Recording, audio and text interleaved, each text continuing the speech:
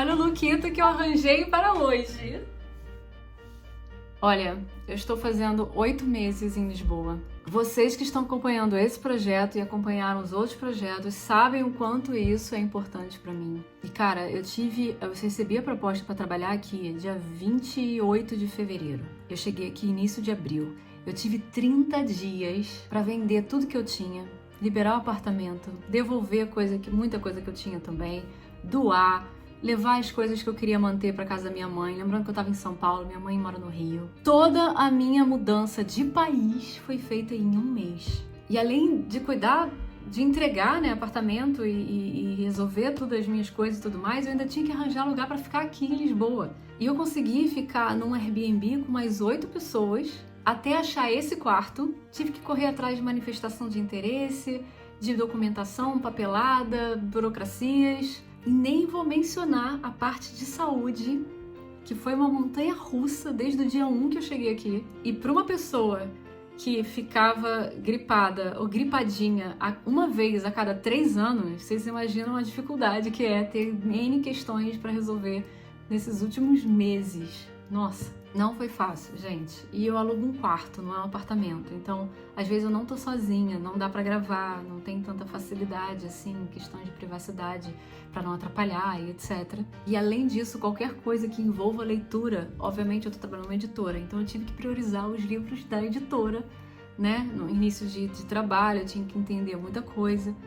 Enfim, dito tudo isso, quando eu começo alguma coisa, eu quero seguir até o fim. Até porque eu acho divertido, eu gosto de fazer isso. E vocês com esses comentários maravilhosos me dão força pra continuar. Eu me sinto muito amada e querida, de verdade. E vocês não fazem ideia do quanto isso significa, do quanto isso é importante pra mim. Não só por questões do canal, do vídeo, do projeto em si, mas porque pensa numa imigrante longe da família e dos amigos durante tanto tempo. Então, assim, seus comentários salvam muito mais do que esse projeto e esse canal. Prometo. Drama Queen, I know. Isso foi só pra dar um gostinho, gente, do quanto é difícil, às vezes, parar pra ler um capítulo, fazer roteiro e gravar, que parece fácil, eu sei, uma coisa simples. Ah, é um capítulo só, lê rapidinho e grava. Mas não é. Mas é isso, eu vou tentar, no meu ritmo, terminar esse projeto. Nem que eu tenha que terminar em 2025, mas isso vai acontecer. Bora pro último capítulo de Sociedade do Anel, o rompimento da sociedade. Aragorn ainda não se decidiu para onde ir, e eles param à margem oeste para acampar, descansar durante a noite e tal. E no dia seguinte, Aragorn pensa que eles vão decidir alguma coisa, vamos ver. E aí até que o momento chega e ele diz para Frodo assim, cara, brother, a sina é tua, tu que decide. É pra onde você quiser ir, porque afinal você que carrega, você que é o portador do anel, então não tem muito o que dizer. A verdade é que ele não sabe o que o Gandalf pretendia e ele não quer decidir. E ele considera justíssimo, né, que o Frodo escolha o destino deles. Mas o Frodo, obviamente, ainda tá confuso, não sabe o que fazer, ele pede uma hora para ficar sozinho e pensar por aí e para poder tomar essa decisão mega difícil. Deixai-me a sós, diz ele. Aí o narrador já mete um suspense, dizendo que quando o Frodo se levanta para ir lá para a floresta, o Boromir não tira os olhos dele, em momento algum. Nesse momento o Frodo para refletir sobre o passado e tudo que eles já fizeram até agora, por tudo que ele passou. Eu acho que é por isso que eu fiquei pensativa, sabe? E fiquei pensando em todos esses 8 meses de Lisboa e comecei o vídeo dessa forma. Eu acho que eu tô nesse momento do rompimento da sociedade. Mas não que isso signifique alguma coisa, pelo amor de Deus, né? Só porque eu fiquei pensativa. Como se tivesse comparação com o que o Frodo já passou, né? Escala, gente, níveis de identificação, vai. E aí o Frodo tá lá meditando, refletindo, bababá, e uma presença chega e o assusta. Interrompe seus pensamentos, ele, opa, o que tá acontecendo aqui? E é o Boromir. No filme tem algumas falas iguais aqui nesse trecho, aquela parte que ele diz pro Frodo não vagar sozinho, que muita coisa depende dele. Mas tem uma frase aqui que não tem no filme, que eu queria destacar, que é maravilhosa. Eu não vou omitir opinião sobre essa frase, no sentido, né, se eu concordo, discordo, o que eu acho ou não, mas é uma frase genial, ainda mais para o contexto, né, entre ali o Frodo e o Boromir, que é assim: onde há tantos, toda fala se transforma em debate sem fim. Quem sabe 2 juntos possam encontrar a sabedoria. E vocês lembram daquela frase icônica do Boromir lá na Montanha de Caradhras, no filme? quando o anel cai, né? O Frodo cai, o anel tá longe, aí o Boromir pega o anel, tá vendo assim pequenininho, aí ele fala: não é uma sina estranha que a gente deva sofrer tanto medo e dúvida por um objeto tão pequeno. Such a little thing. Lembra? É nesse momento, nesse capítulo, que ele diz isso ao Frodo, e um monte de outras coisas que deixam o Frodo meio em alerta. Olha a situação. E sem contar que o Boromir também rola um monólogo, irritado e frustrado, e cada vez mais ele fala mais alto. As falas de Valfenda, quando ele diz "Why not use this ring?" Lembram? Também é dito aqui. E o Tolkien consegue se expressar tão bem através do Boromir que a gente consegue entender o lado dele. No filme é um pouco mais difícil a gente se compadecer, né? A gente tem empatia, porque é muito pouco tempo ali, não dá, ele já ataca o Frodo logo, diz assim, "Give me the ring", bababá, e já ataca o Frodo, que é um pouco mais pra frente que isso. E aí depois a gente só meio que sente a empatia depois que ele se redime, lá mais pro final. Mas aqui no livro não é uma questão de roubar o anel do Frodo, sabe? Tem toda uma lógica, um ponto de vista do Boromir que é explicitado, né? Que é explicado pra nós, leitores, e que gera de certa forma uma empatia. E ele não é burro, ele não é tolo. Existe uma sabedoria ali na decisão dele como líder de guerras e batalhas dos humanos lá de Gondor, porque afinal ele é um general. Ele até diz, destruir o anel seria realmente um caminho, se não fosse algo tão impossível de se alcançar. E a razão diz que, já que isso é impossível de se alcançar, a gente tem que ver alternativas que sejam de fato possíveis. Então, por que não usar o anel para o bem? A gente, nós leitores, né, frios à situação, sabemos o que o Elrond disse lá em Valfenda, e que isso não é possível, que existe uma influência tão forte do anel que isso não seria, ninguém seria capaz de usar o anel para o bem. Mas nesse momento apaixonado, nesse momento como líder falho, um humano falho como Boromir, acredita sim na possibilidade de usar para o bem. Ele tem convicções, ele tem crenças, ele tem certezas. Ele é um personagem falho, né, como todos os outros, ninguém é perfeito ali, todos estão em desenvolvimento. E a gente sabe que ele está apenas cego, né, uma paixão cega ali no momento. E o que torna tudo muito mais bem escrito.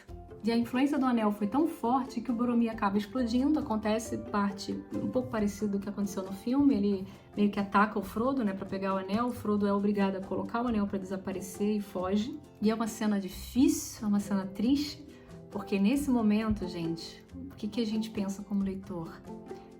Não tem volta.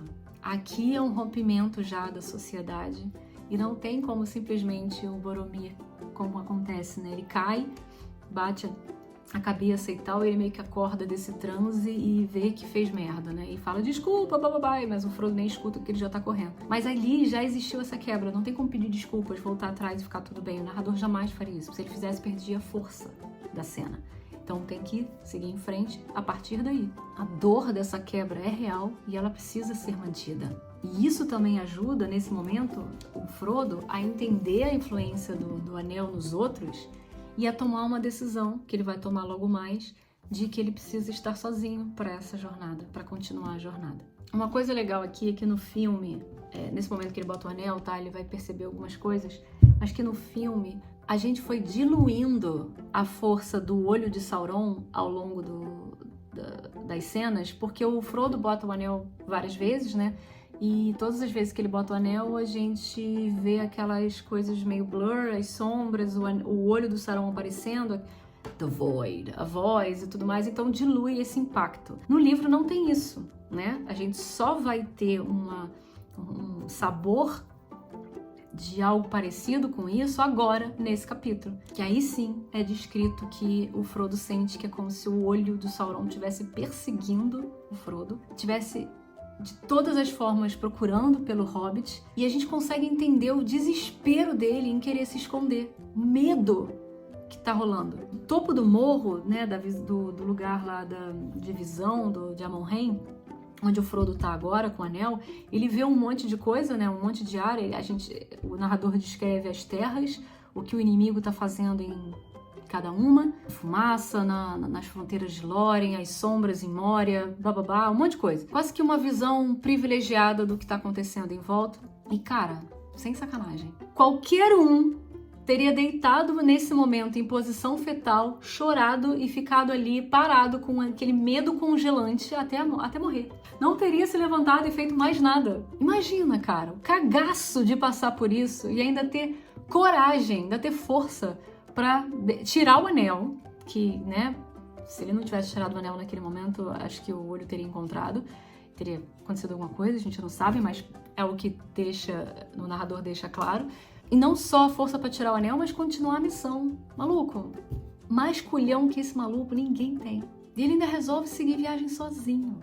Me irrita quando alguém fala mal do Frodo, cara, porque olha isso!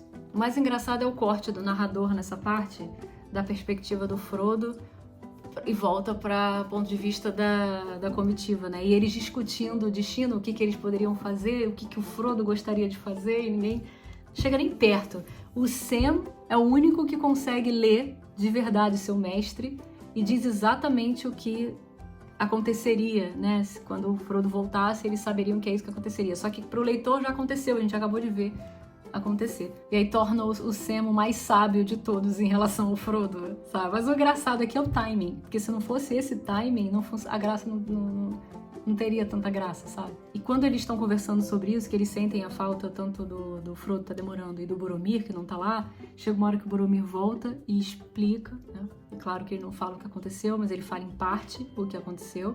E aí, geral da comitiva se desespera, os hobbits saem correndo, o Gimli vai atrás, o Aragorn chega e fala: Boromir, não importa, sinceramente, agora nem importa o que você fez, mas cara, cola no Merry Pippin, ajuda e protege esses caras. E eu vou atrás do Frodo e tal, e ele até vai com o Sam, só que o Sam acaba ficando pra trás, porque não corre com tanta velocidade assim como o Aragorn. E aí o Sam tem a outra sabedoria, que é pra onde o Frodo iria. Ele voltaria pros barcos, então é pra lá que eu tenho que ir. Aí ele vai correndo pros barcos. Ai, Sam, cara. Frodo! I wish the ring had never come to me. I wish none of this had happened. So do all who live to see such times, but that is not for them to decide. All you have to decide is what to do with the time that is given to you.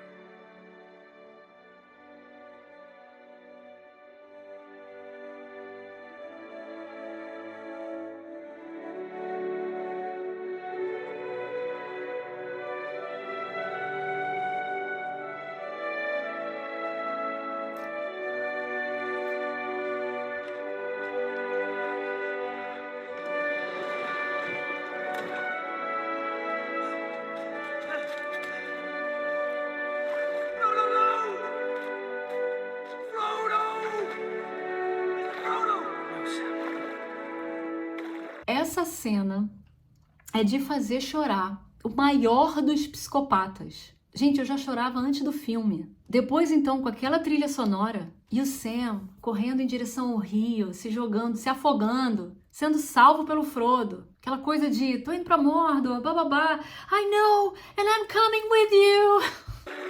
Go back, Sam! I'm going to Mordor alone. Of course you are. And I'm coming with you! You can't swim!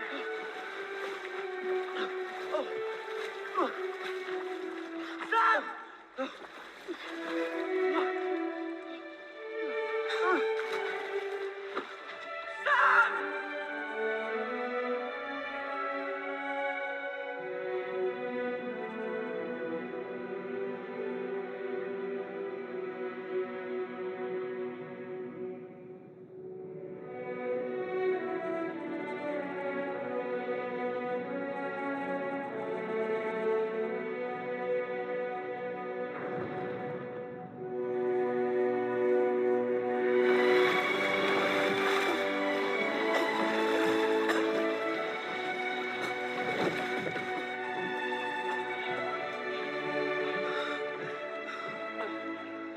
Meu Eru! No final, o Frodo fala: Passo Largo vai tomar conta de todos eles. Ai, me quebra, gente, me quebra.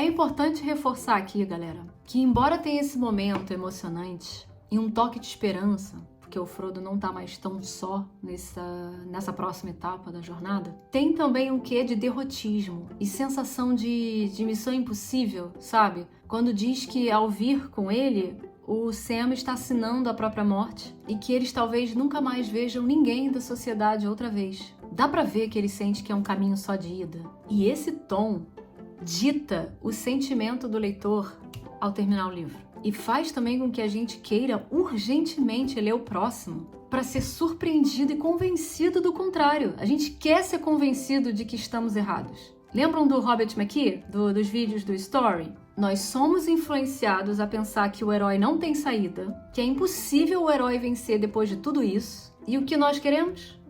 Estar errados. Nesse caso, queremos estar errados. Porque a gente quer que o herói vença. A gente quer que o narrador nos convença de que é possível vencer. Mesmo que pareça impossível, entendem? E isso, minha gente, virar o jogo e nos presentear com essa luz depois de tanta escuridão, não é pra qualquer um. Sabe aquela cena no final? Vou dar um exemplo muito mega tosco, mas sabe aquela cena no final do Bloodsport, o Grande Dragão Branco, com o Van Damme, ele levando muita porrada do Chun Li, literalmente na escuridão, porque depois que o Chun Li esmaga o dente, faz um pozinho e joga na cara do Van Damme, ele fica temporariamente cego. Só que mesmo assim, né, ajoelhado lá, lembrando todo o treinamento do Shidoshi dele, câmera lenta, aquela trilha sonora maravilhosa, blá.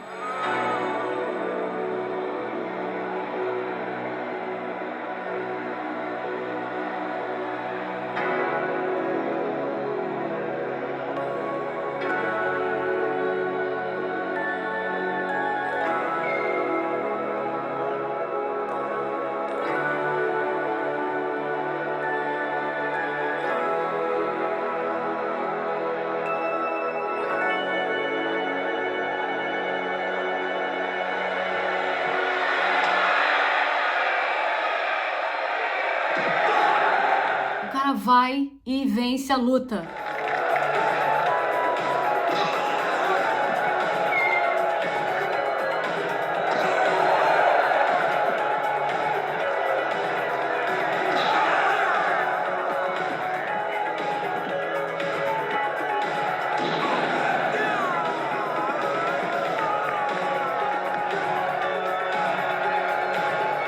E leva o prêmio do comitê.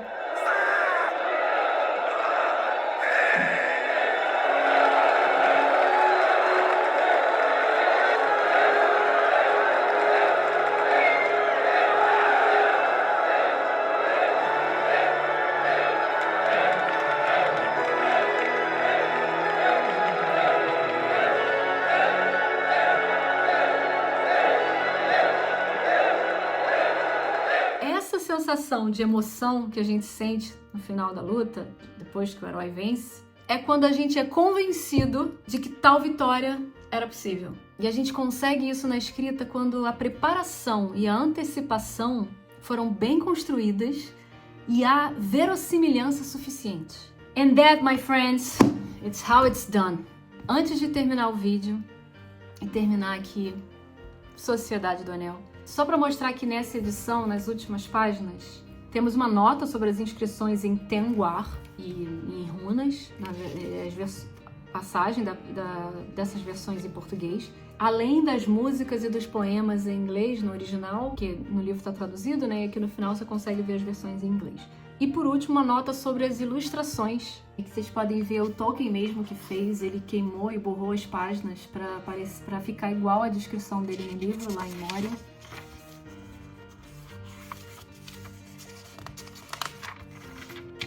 Ele que desenhou a Porta de Durin e finalmente a ilustração que deu origem à capa da primeira edição inglesa. Tem um anel, o olho de Sauron e os 3 anéis élficos. Engraçado que na edição inglesa o fundo era branco, tá vendo? E a vontade do Tolkien era que o fundo fosse preto.